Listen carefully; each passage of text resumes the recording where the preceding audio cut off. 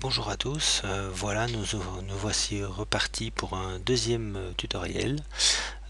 Donc ici on va faire un petit peu les bases réseau. On va parler de différentes choses. Donc tout simplement, donc on va s'attaquer au point de vue hardware, c'est-à-dire physiquement tout le matériel qu'on a besoin pour connecter des PC ensemble.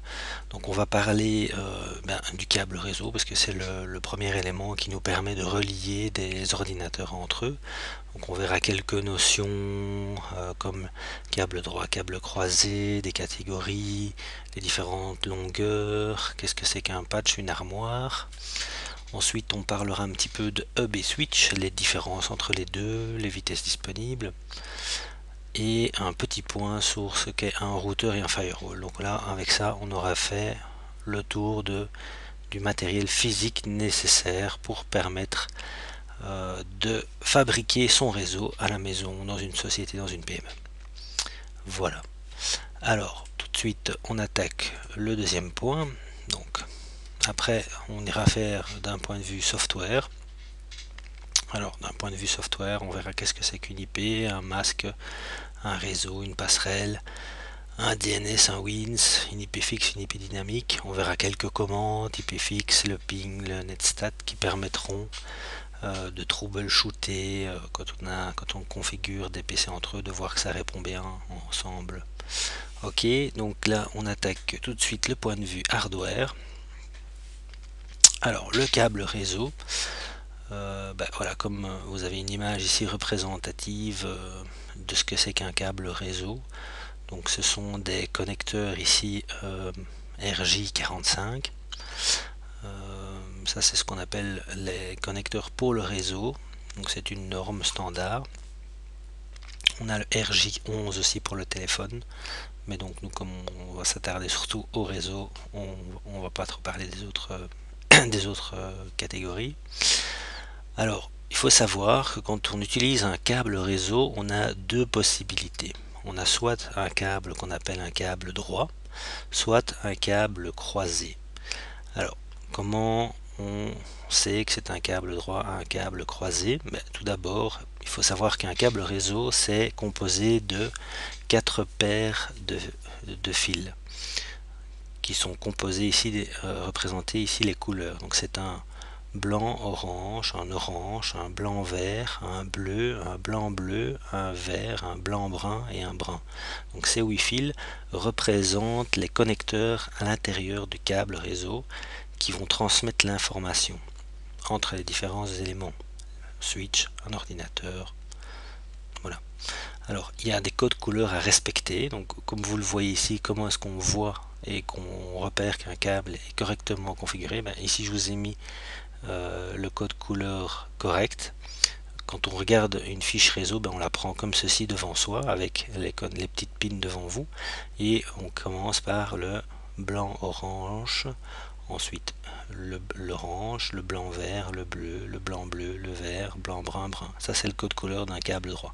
Et donc on aura des deux extrémités du câble les mêmes couleurs. Ok, c'est le câble standard qu'on utilise pour brancher un ordinateur à un switch à un routeur. De façon générale, on utilise ces câbles-là. Alors, de temps en temps, on est amené à utiliser ce qu'on appelle des câbles croisés. Donc, un câble croisé, c'est quoi?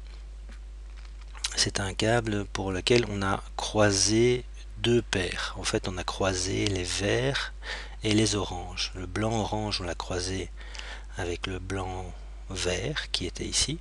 Il est passé ici de l'autre côté, sur le connecteur de l'autre côté. Et l'orange est devenu vert. Ensuite, si vous regardez ici par rapport à là, c'est blanc vert vert, blanc orange bleu, blanc bleu orange, blanc brun brun. Donc ici on commencerait par du vert. Ça montre que c'est une fiche croisée. Voilà. Alors à quoi sert un câble croisé? Par exemple, si vous n'avez que deux ordinateurs, vous ne savez pas les connecter ensemble avec un câble droit. Pourquoi? Parce que dans ce cas de figure là, les portes des cartes réseau doivent être croisés pour permettre de dialoguer ensemble. C'est pour ça qu'on utilise un câble croisé. C'est un des rares cas pour lesquels on a encore besoin d'un câble croisé. Parfois, on peut arriver quand on a encore des anciens switch ou des anciens hubs que le switch n'arrive pas à croiser automatiquement sa porte sur le switch. Et alors dans ce cas là, quand on veut connecter deux switch ensemble, on est obligé d'utiliser aussi un câble croisé. Alors on verra que très souvent on utilise un câble croisé de couleurs différentes des câbles standards. Souvent on utilise le rouge pour dire que le câble est croisé, ou alors on fait deux petites lignes rouges sur le câble pour dire attention, ce câble est croisé. Ok. Donc au niveau du câble, donc ici vous avez une image de un câble, comment c'est fait. J'ai ouvert un câble réseau ici pour vous montrer, mais vous voyez bien qu'il y a 4 fois 2 fils torsadés ensemble, et les couleurs sont bien les couleurs qu'on a représentées juste avant. Alors quand on parle de câble réseau, il faut savoir qu'on a aussi ce qu'on appelle des catégories. Alors les catégories, j'ai pas repris tout ce qu'il y a depuis le départ du câble réseau. J'ai pris les catégories standards qu'on rencontre encore à l'heure actuelle. Donc un des plus standards, c'est le catégorie 5. Catégorie 5, il faut savoir qu'il y a une norme, il est validé pour une certaine vitesse. Et donc cette vitesse était marquée ici, donc c'est pour du 100 mégabits seconde. Donc c'est un câble qui est connu pour être stable sur des vitesses de 100 mégabits seconde. Ensuite on a catégorie 5E qui est finalement un câble où on a blindé entouré d'une feuille d'aluminium les fils de façon à ce qu'ils ne soient pas perturbés par tous les champs magnétiques auxquels ils pourraient être susceptibles de traverser. Donc, vous savez, quand un câble réseau on le tire dans une maison, dans un immeuble, il passe à des endroits parfois tout près des câbles électriques, tout près d'un moteur, d'un générateur, que sais-je, et tout ça fait des perturbations. Le fait que le câble est blindé permet de protéger les circuits qui passent dedans et de ne pas les perturber, et donc de ne pas faire de perte de signal. Au niveau de catégorie 5E, on peut arriver à des vitesses de 1000 mégabits seconde, c'est-à-dire 1 gigabit. Ensuite vient le catégorie 6, pour l'instant on commence à être répandu, mais c'est pas encore vraiment un standard, et ça permet d'arriver à la norme des 10 gigabits. Ensuite on a la catégorie 7 qui n'est pas encore tout à fait finie, on va dire, mais elle permettrait d'avoir des vitesses possibles de 40 gigabits sur à peu près 50 mètres. Voilà. Donc ça, ce sont les normes. Qu'est-ce qu'il faut retenir par rapport à ça? Oui, voilà, catégorie 5 c'est du 100 mégabits, catégorie 6 c'est du 10 gigabits. Donc si vous avez 5E, c'est quand même 5E, ça devient du standard pour avoir du gigabit. Pourquoi? Parce qu'à l'heure actuelle, si vous changez un switch dans une société, vous n'allez plus mettre du 100 mégabits, vous allez mettre du gigabit minimum. Donc si jamais demain vous devez changer ou refaire câbler tout un bâtiment, vous allez demander du catégorie 6 ou du catégorie 7 si c'est possible. Pourquoi? Parce que comme ça le bâtiment sera déjà prêt pour les prochaines normes et les standards switch qui viendront à l'avenir. Voilà pour les catégories. Alors au niveau des longueurs, faut savoir que ça ce sont les standards 0,5, 1, 2, 3, 5 et 10 mètres. On parle de 0,5, 1, 2, 3, 5 mètres pour du patch câble également. Alors du patch câble, on verra, je vous ai mis une image plus loin de qu'est-ce que c'est que un patch câble. C'est quand on va dans une armoire réseau, on parle de patch câble, ou quand on connecte des prises de l'armoire au switch. C'est ce qui va créer le réseau. Alors après on a 3, 5 et 10 mètres, c'est plutôt réservé pour tout ce qui est les connexions PC et imprimante. Alors côté justement patch panel, voilà, ça c'est une image d'un patch panel, c'est ce qu'on retrouve dans une armoire. Ensuite vous avez vos switches et vous avez les câbles réseau qui sont connectés d'un côté au câble réseau ici, et le deuxième bout du câble réseau arrive dans le switch, et donc tous ces câbles forment une toile et qui permettent de connecter tous les PC entre eux. Alors ceci, derrière cela, il y a un électricien qui est venu tirer des câbles, donc on voit encore les câbles qui passent là derrière, et qui les branche au connecteur, les trous devant. Et donc finalement, il y a ici une référence, par exemple A1, qui serait repris sur la prise dans le mur dans un bureau A1, et donc la prise ici arriverait dans le patch panel ici.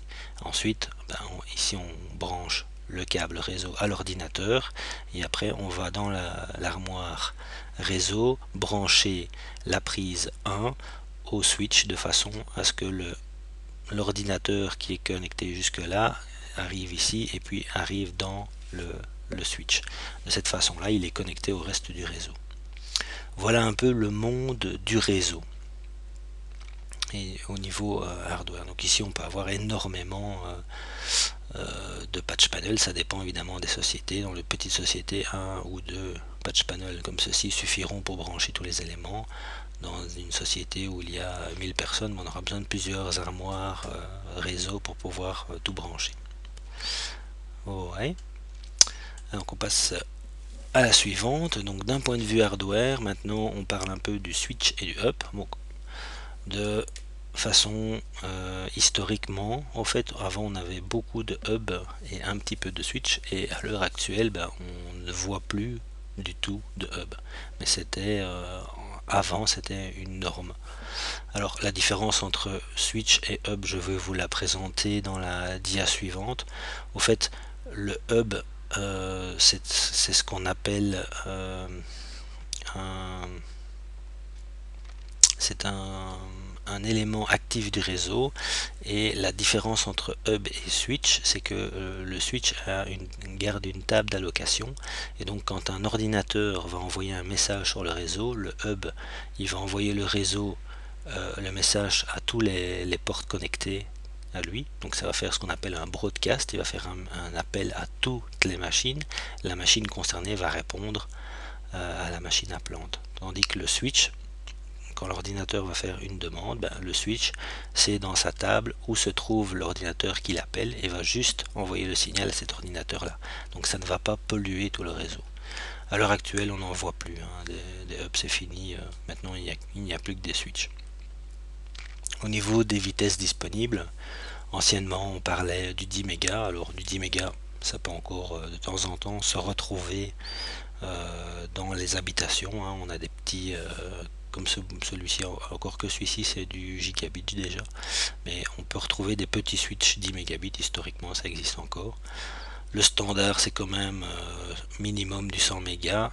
À l'heure actuelle dans les sociétés, de mémoire ça fait au moins 3 ans que je ne mets plus de switch en dessous de gigabit, et on commence à parler évidemment de plus en plus du 10 gigabits pour les grosses sociétés qui ont besoin de vitesse importante pour le transfert des données. Alors ici, comment est-ce qu'on connecte tout ça? On met un switch, ensuite on met un câble réseau on branche dans le switch à l'ordinateur, un câble réseau qu'on branche dans la carte du serveur et on le met dans le switch, une imprimante, la carte de l'imprimante dans le switch.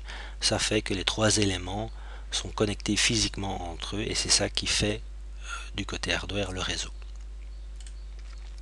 Donc ici switch et hub, encore une petite image représentative. Donc si on voit que le PC A veut communiquer avec par exemple le portable D, il va envoyer un message au hub. Le hub il va, comme je vous le dis là tantôt, envoyer le message à tous les matériels connectés à lui, et celui qui se sentira concerné par la demande répondra à l'ordinateur appelant.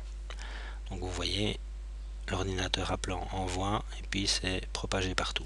C'est évidemment de la pollution et donc c'est pas très performant.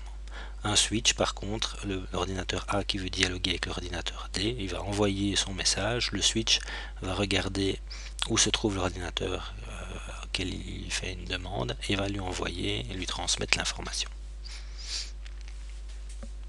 Voilà pour les différences entre hub et switch. Ensuite, on va parler un peu du routeur et du firewall. Donc, ce sont deux points qui se trouvent à l'entrée d'un réseau.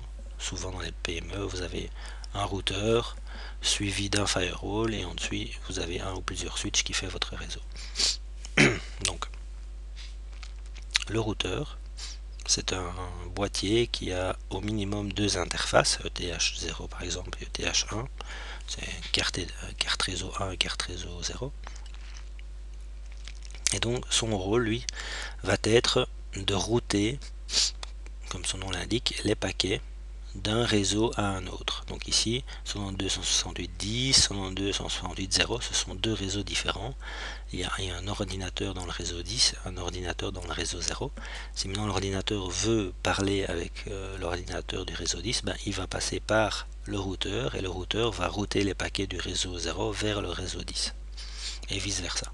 Donc ça c'est vraiment son rôle, lui, il route les paquets, l'information entre les ordinateurs. Donc si maintenant on se remettrait d'un point de vue à la maison, ben, vous auriez ce genre de configuration, donc un routeur la DSL est branchée dessus, et ensuite votre réseau à vous dans lequel vous avez vos ordinateurs. Et bien, donc pour aller vers Internet, il faut sortir de votre réseau, et pour sortir de votre réseau, vous êtes obligé de passer par un routeur.